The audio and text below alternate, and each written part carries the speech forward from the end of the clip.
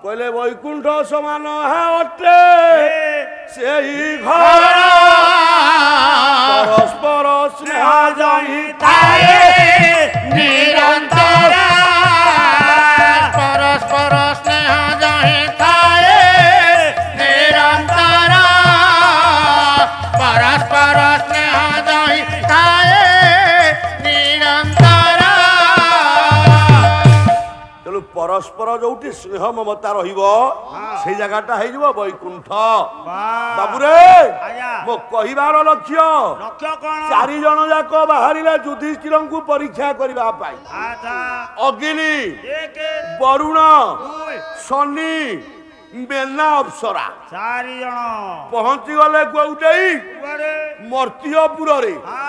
ଶୁଣିବାକୁ ପାଇଲେ ପାଣ୍ଡବ ମାନେ ଯାଇଛନ୍ତି 12 ବର୍ଷ ବନବାସ, ବର୍ଷେ 13 ଦିନ ଅଜ୍ଞାତବାସ, ମିଶିକିରି 13 ବର୍ଷ। ଏବେ ସେ ବନବାସରେ ଅଛନ୍ତି। କୋଉଠି କହିଲେ ଦୈତ୍ୟ ବନ ମଧ୍ୟ ଥାଇ ପାଣ୍ଡବ ପଞ୍ଚତନୟ ସାଙ୍ଗତେ ଦ୍ରୌପଦୀ ଦେବୀ ଦୈତ୍ୟ ବନେ ଉପସ୍ଥିତ।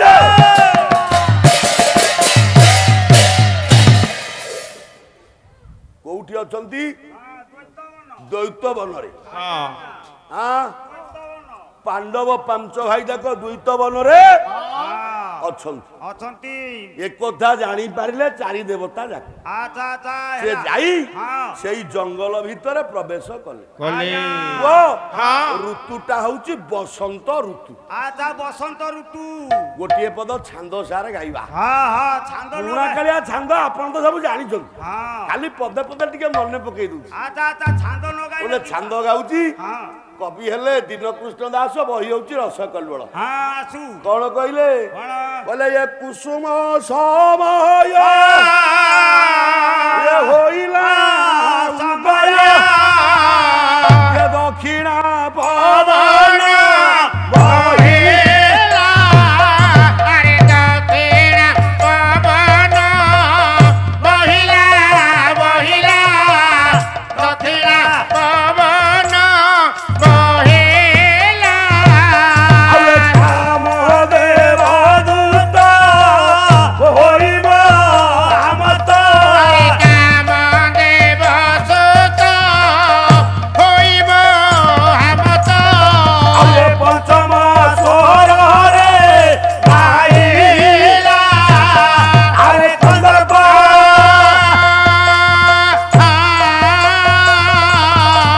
ଦର୍ପ ହୋଇଲା ଆରେ କନ୍ଦର୍ପ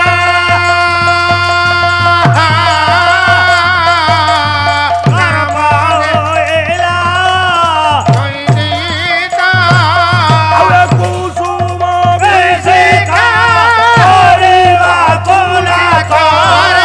କୁସୁମ ବେଶେକ କରିବା କୋଲାଖ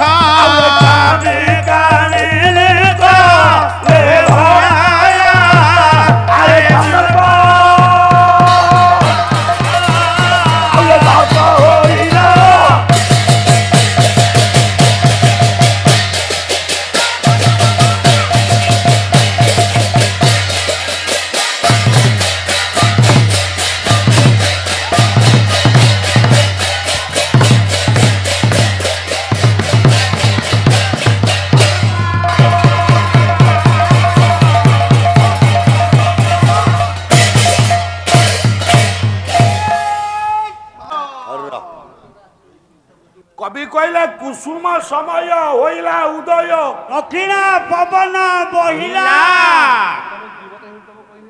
ବସନ୍ତ ଋତୁ ଆସିଲା। ଆଜ୍ଞା ହେ ମାନ ବସନ୍ତ ଋତୁରେ ପବନଟା ମନ୍ଥର ଗତିରେ ଗତି କରେ ନାଇଁ କି ସାର୍? ବସନ୍ତ ଋତୁରେ ପବନଟା ଟିକେ ମନ୍ଥର ବା ଧୀର ଗତିରେ ଯାଏ, ଧୀରେ ଧୀରେ ଗତି করে ভাই স্লোরে যায়। ପ୍ରତ୍ୟେକ ଋତୁରେ ଆଜ୍ଞା ପବନ ଚଞ୍ଚଳ ହେଲା ବେଳେ ବେଳେ ବସନ୍ତ ଋତୁରେ ପବନର ଗତି ହୁଏ ଧୀର। ଧୀର ଧୀର ହୁଏ କାହିଁକି ହଁ ଗତି ଧୀର କାହିଁକି କଣ ୟା ପାଇଁ ଅଛି କାମ ଜଣେ କବିଙ୍କ ମୁଣ୍ଡରେ ଏକଥା ଜୁଟିଲା। ଆଚ୍ଛା ଆଚ୍ଛା ସେ କବି କିଏ? ସେ କବି ଜଣକ କିଏ? ହଁ ଟିକେ କହିବ ଟି କଣ କବି କିଏ? ନବରତ୍ନ ପଣ୍ଡିତଙ୍କ ମଧ୍ୟରୁ ଜଣେ। ସେ ପଣ୍ଡିତ କିଏ? ଯାହାଙ୍କର ନାଁ ହେଲା ବରରୁଚି ପଣ୍ଡିତ। ଆଚ୍ଛା ଆଚ୍ଛା ବରରୁଚି ପଣ୍ଡିତ କଣ ଭାବିଲେ? ସିଏ କହିଲେ କଣ? ବସନ୍ତ ଋତୁରେ ହଁ। ପବନର ଗତି କାହିଁକି ମନ୍ଥର ହେଲା? ଆଚ୍ଛା ଆଚ୍ଛା କଣ କହିଲେ ଲତା ପୁଷ୍ପାବତୀ ଦୁଷ୍ଟା ଦୁଷ୍ଟା ସୁନାନ୍ତା ନିର୍ଝର ବାରି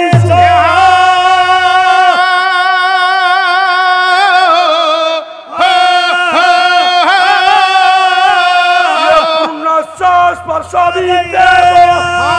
ମନ୍ଦ ବହତି ମରୁତା।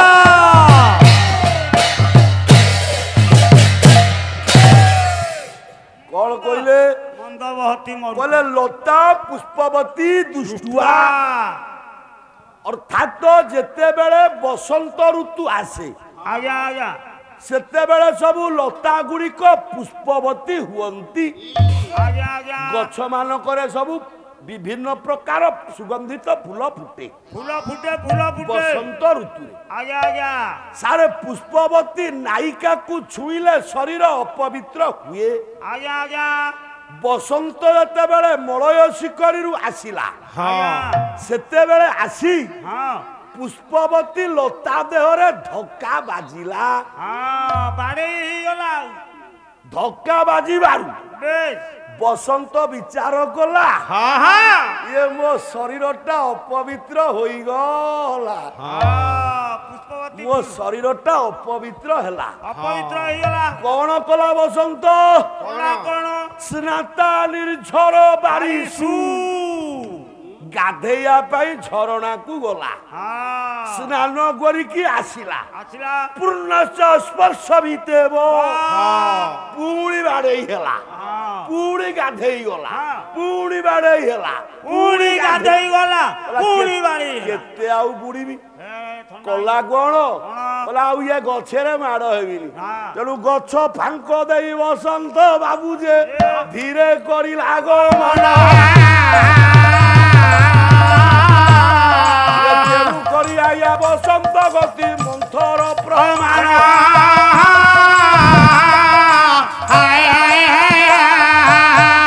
ଏଇ ଯୋଗେ ବସନ୍ତର ଗତିଟା ମନ୍ଥର ହେଇଗଲା। ସେଇ ସାଥେ ଧୀରେ ଧୀରେ ବହିଲା ବସନ୍ତ ଋତୁ ଆଜ୍ଞା ଜଙ୍ଗଲ ଭିତରେ ଆଜ୍ଞା ଇଏ 4 ଜଣ ଯାକ ଅଛନ୍ତି। ଅଛନ୍ତି କିଏ କିଏ? କିଏ? ଅଗ୍ନି ବରୁଣ ଶନି ଆଉ ମେନା ଅପ୍ସରା ଯୁଧିଷ୍ଠିରଙ୍କୁ ପରୀକ୍ଷା କରିବେ। 4 ଦେବତା ଯାକ ବିଚାର କଲେ ଯଦି ଆମେ ଏଇଭଳି ଭାବରେ ଯିବା ତାହେଲେ ପରୀକ୍ଷା କରିପାରିବାନି। ପରୀକ୍ଷା କରିପାରିବାନି ନା ସେ ଆମକୁ ଚିହ୍ନି ଦେବେ। କାରଣ କଣ? ସେ ଆମକୁ ଦେଖିଲେ ଜାଣିଯିବେ। ଜାଣିଯିବେ କଣ କଲେ? କଲେ କଣ? ଛଦ୍ମରେ ମର୍ତ୍ତ୍ୟର ମଣିଷ ରୂପକୁ ଧାରଣ କଲେ। ମଣିଷ ରୂପ ଧାରଣ କଲେ। ରମ୍ଭା ହେଲା ଜଣିଏ ନାରୀ। ନାରୀ ନାରୀ ସ୍ତ୍ରୀ ଲୋକ ହେଲା ସ୍ତ୍ରୀ ସହଜ ସ୍ତ୍ରୀ ଆଉ। ଶନି ହେଲେ ଏକ ବାଳକ। ବାସେ ବାସେ ବାଳକ 5 ବର୍ଷର 6 ବର୍ଷର ବାଳକ। ବାଳକ ରୂପ ନେଲେ ଶନି। ବରୁଣ ହେଲେ ସେ ନାରୀର ସ୍ୱାମୀ। ତା ସ୍ୱାମୀ ହେଲେ ବରୁଣ। ତେଣୁ ଅଗ୍ନି ହେଲେ ଏକ ବିଟ ପୁରୁଷ।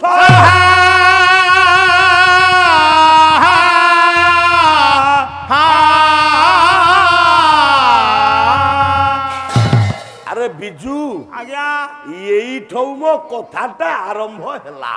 ସାରେ କଣ କଲ ଏଇଠୁ ଆରମ୍ଭ ହେଲା?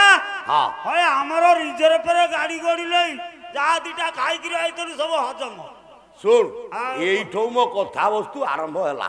ଭାଇ ମାନେ ବସେ ଶୁଣ କଣ ଦିଟା ଖାଇବାକୁ ଆଣ ନହେଲେ ଆଉ ଗାଡି ଯାଇପାରିବନି। ଏ ବା ମୁଁ ସମସ୍ତଙ୍କୁ ହାତ ଯୋଡି ନିବେଦନ କରୁଛି। ମୋ ଗୁରୁଜନ ମାନେ ବସିଛ। ଆଜ୍ଞା ମୁଁ ହାତ ଯୋଡିକି ଅନୁରୋଧ କରୁଛି ଆଜି ଟିକେ ନ୍ୟାୟ କରିବା। ନ୍ୟାୟ ହବ ଟିକେ ବିଚାର ହବ। ହଉ ବିଚାର ହବ। ହଁ ବିଚାରରେ ভুল কোউটা ঠিক কোউটা মো মা মানে আজ বিচার করিবা হ্যাঁ মো মা মানে আজ বিচার করিবে হও ঠিক আছে মা মানে কোন বিচার জানি না কি সেদিন 4 জন যাক ধর্মরাজ যুধিষ্ঠির 5 ভাই দ্রৌপদী যোউটি কুটির করি অছন্তি সেই কুটির দ্বার দেশরে ধর্মরাজঙ্কর জয় গান কলে জয় ধর্মরাজ যুধিষ্ঠিরঙ্কর জয় ধর্মরাজ যুধিষ্ঠিরঙ্কর জয় ধর্মরাজ যুধিষ্ঠিরঙ্কর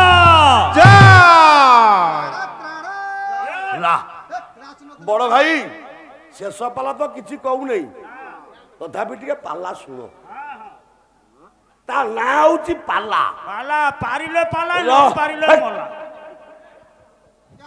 বাঙ্কা দাস কইছন্তি কোন কইলে কাট থাট নাট ঘোট পাট মাগে দুষ্ট বাঙ্কা কারেণী তারেণী অম্বিকা পালাটা কাট থাট নাট সবু রহিব না সবু হেলে পালা না ଆଉ ତେମେ ଆଉଛ ପ୍ରବଚନ ଦଉଛ ଇଏ କୋଉ ପାଲା କିଅ ଇଏ କହୁଛି ପିଲା ହେଲେ ପାଲା ରା ଆଜ୍ଞା ସେଦିନ ଆଜ୍ଞା ଧର୍ମରାଜ ଯୁଧିଷ୍ଠିରଙ୍କର ଜୟ ଗାନ କରି କୁଟିର ଦ୍ୱାର ଦେଶରେ 4 ଜଣ ଯାକ ଛିଡା ହେଇଛନ୍ତି ମାନେ ଚିକଣ କରି କଥାଟାକୁ ବୁଝ ସେଦିନ ଛିଡା ହେଲା ବେଳେ ଯୁଧିଷ୍ଠିର ଆସି ପହଞ୍ଚିଲେ ଯୁଧିଷ୍ଠିରଙ୍କୁ ଦେଖି ସମସ୍ତେ ପ୍ରଣାମ କଲେ ଆଚ୍ଛା ତେମେ ଯୋଉ 4 ଜଣ ଯାକ ଛିଡା ହେଇଗଲ ତମ ଭିତରୁ ପିଲାଟା କିଏ କହିଲ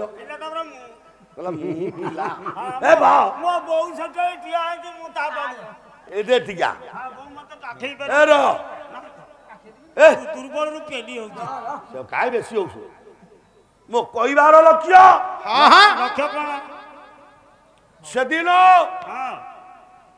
ଆରମ୍ଭ କଲେ କଥା କଥା କଣ ଇଏ ବରୁଣ ବରୁଣ ହେଲେ ତାର ସ୍ୱାମୀ ସ୍ୱାମୀ ସେ ନାରୀ ଜଣଙ୍କର ସ୍ୱାମୀ ଆଜ୍ଞା ଆଜ୍ଞା ବରୁଣ କହିଲେ ମହାରାଜ ଗୋଟିଏ ନ୍ୟାୟ ପାଇଁ ଆମେ ଏ ସାରା ପୃଥିବୀ ବୁଲି ସାରିଲାଣୁ ଆମ ନ୍ୟାୟଟା ସମାଧାନ ହେଇପାରୁ ନାହିଁ ସାରା ପୃଥିବୀ ବୁଲି ସାରିଲେଣି ନା ହେଇପାରୁନି ସମାଧାନ ସମାଧାନ ହେଇପାରୁନି ଆମେ ଶୁଣିବାକୁ ପାଇଲୁ ହସ୍ତିନାକଟକରେ ଜଣେ ମଣିଷ ଅଛନ୍ତି ତାଙ୍କ ନାଁ ଧର୍ମରାଜ ଯୁଧିଷ୍ଠିର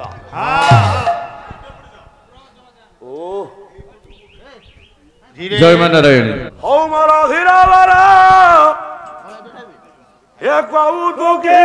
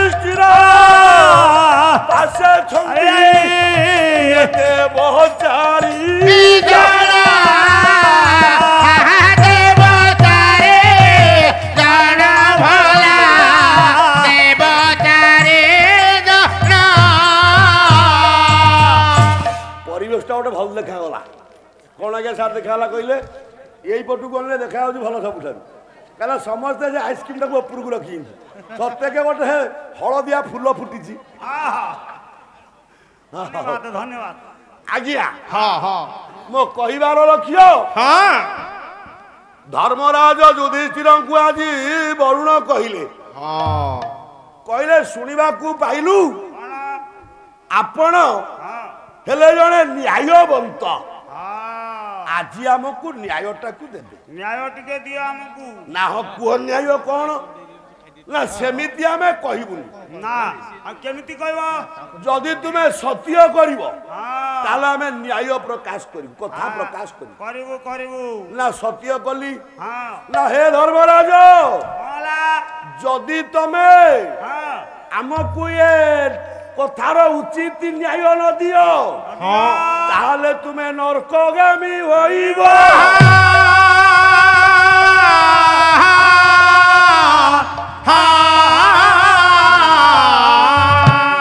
ତାହେଲେ ତମେ ହବ ନରକଗାମୀ ବାସ୍ ବାସ୍ ତାହେଲେ ନ୍ୟାୟ ହବ ଖାଣ ହଁ ସାରେ ଟିକେ ସମସ୍ତେ ମା ମାନେ ଟିକେ ଧୀର ସ୍ଥିରରେ କଥାଟାକୁ ଶୁଣ ଶୁଣ ଅନ୍ୟ ମନସ୍କ ହେଲେ ବୁଝିପାରିବନି ନା କଣ ବରୁଣ କହିବା ଆରମ୍ଭ କଲେ ବରୁଣ କହିଲେ ହେ ଧର୍ମରାଜ ଏଇ ଯୋଉ ନାରୀଟିକି ଦେଖୁଛ ଇଏ ନାରୀଟି ହଉଛି ମୋର ବିବାହିତ ସ୍ତ୍ରୀ ବାସ୍ ବାସ୍ ବିବାହିତ ମୁଁ ଆକୁ ବିବାହ କରୁଛି ବାସ୍ ଏଠେଇ ଯୋଉ ପୁରୁଷଟାକୁ ଦେଖୁଛ ଏଇଟି ହଉଛି ବିଟ ପୁରୁଷ ଏ ବିଟ ପୁରୁଷ ଇୟା ଔରସରୁ ଆଜ୍ଞା ଆଜ୍ଞା ମୋ ସ୍ତ୍ରୀ ଗର୍ଭରୁ ବେ ଏଇ ପୁଅଟା ଜନ୍ମ ଆଚ୍ଛା ଆଚ୍ଛା ଏଡ ବଡ ପୁଅ ହଉ କିଏ ସ୍ୱାମୀ କହୁଛି ହଁ ଏଇ ବିଟ ପୁରୁଷ ଔରସରୁ ଆଜ୍ଞା ମୋ ସ୍ତ୍ରୀ ଗର୍ଭରୁ ହଁ ଇଏ ପୁଅଟା ଜନ୍ମ ଜନ୍ମ ଜନ୍ମ ହେଲା ଯଦି ଏ ପୁଅଟା ମୋ ସ୍ତ୍ରୀ ଗର୍ଭରୁ ଇୟା ଔରସରୁ ଜନ୍ମ ହେଲା ବିଟ ପୁରୁଷ ଔରସରୁ ଔରସରୁ ସିଏ ପୁଅଟାକୁ କିଏ ନବ ବିଟ ପୁରୁଷ ନବ ନା ମୁଁ ନେବି ମୁଁ ତା ସ୍ୱାମୀ ମୁଁ ନେବି ଧର୍ମାବତର ନ୍ୟାୟ ଦିଅ ହସିଲେ କିଏ ନା ଧର୍ମରାଜ କହିଲେ ଏଇଟା ତ ଗୋଟେ ସାଧାରଣ କଥା ସାଧାରଣ କଥା କିରେ ହାତୀ ବନସ୍ତରେ ଥିଲେ ରାଜାଙ୍କର ରାଇଟ୍ ଯେହେତୁ ତମ ସ୍ତ୍ରୀ ଗର୍ଭରୁ ପୁଅଟା ଜନ୍ମ ଇଏ ପୁଅଟାକୁ ତମେ ହିଁ ନବ ବିଟ ପୁରୁଷର ଅଧିକାର ନାହିଁ ହକେରେ ତମର ପୁଅ ବିଟ ପୁରୁଷ ହାତ ଯୋଡ଼ିଦେଲା କହିଲା ହେ ଧର୍ମରାଜ ଇଏ କି ନ୍ୟାୟ ଦେଲେ କଣ ଅସୁବିଧା ହେଲା ଆପଣଙ୍କୁ ଗୋଟେ ଉଦାହରଣ ଦଉଛି ଦିଅ କଣ ଉଦାହରଣ ଉଦାହରଣ କଣ କହିଲେ କୂପେ ନ କଳସି ପତିତ ପରିଶାଶ୍ୱ ବଶବର୍ତ୍ତେ କୂପେ ନ ଖନନ ସତା କଳସି ପୁନର ଉଦ୍ଧାର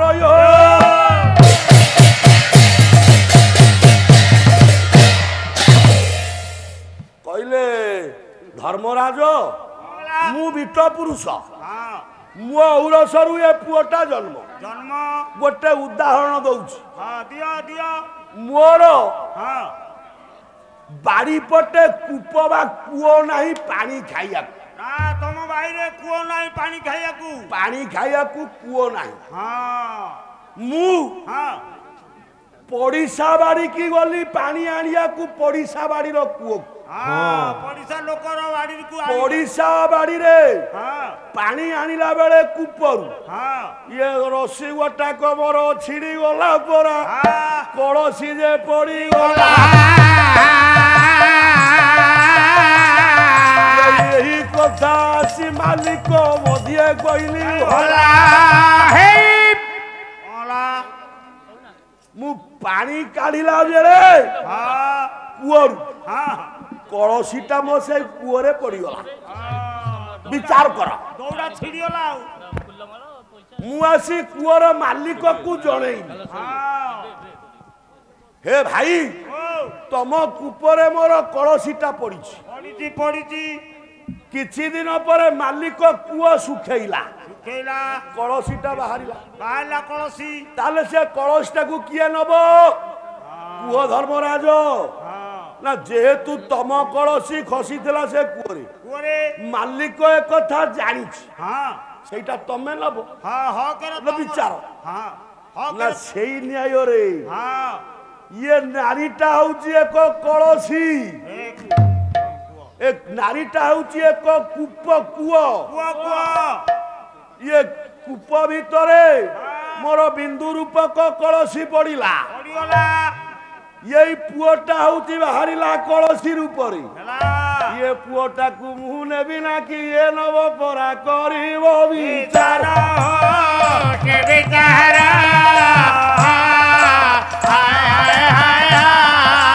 ये नेबो ये पुओ को एबे करूथा विचार ताले ये पुओ को किए नबो राजा कहले नाही ने धर्मराज कहले ना प्रकृत रे बिट पुरुष तू नबु करे तू नबु तू यति कि बेले वरुण बापा जे स्वामी हाथ जोड़िले बोले धर्मराज सी गोटे उदाहरण देला तारी गोटे पड़ेल आ कौन मु गोटे उदाहरण दउची सुनो ये तमे गोटे उदाहरण दबो आता कौन उदाहरण बोले खेते न चाष कुरुबे शून्य बही धन उद्गारे बाकुमते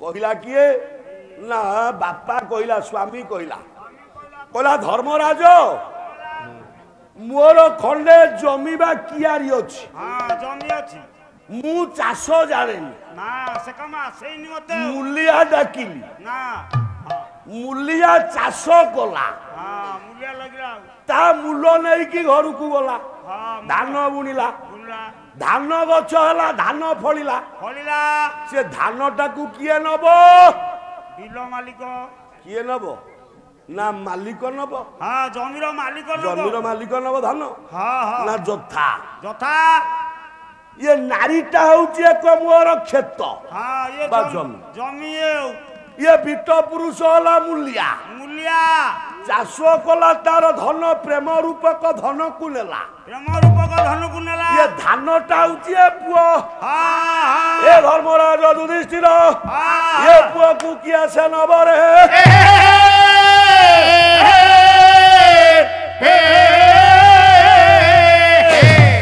युधिष्ठिर कहले नहीं रे तू प्रकृत ये पुओ को नब करे तोर होची ये की बेले हाथ जोड़ी देले बिट पुरुष कहले एमिति हेई पारिबो नै आउ केमिति हबो आउ केमिति हबो मु गोटे प्रमाण देबी तमे प्रमाण दबो पुराण जगतरु प्रमाण दउछि अच्छा पुराण प्रमाण कोन आनो पुराण प्रमाण कोन ना सुनो ये राजा चंद्रदेव बृहस्पति स्त्री तारा को हरण कले जन्म हेले बुधदेव बुध का पुओ बोली समते कहउछन चंद्र पुओ ना चंद्र पुओ केही बृहस्पति पुओ कहउछंती ना ना ना ना ताले यही न्याय रे जेहेतु से मो उरसरु जन्म मु से पुओ को नबी रे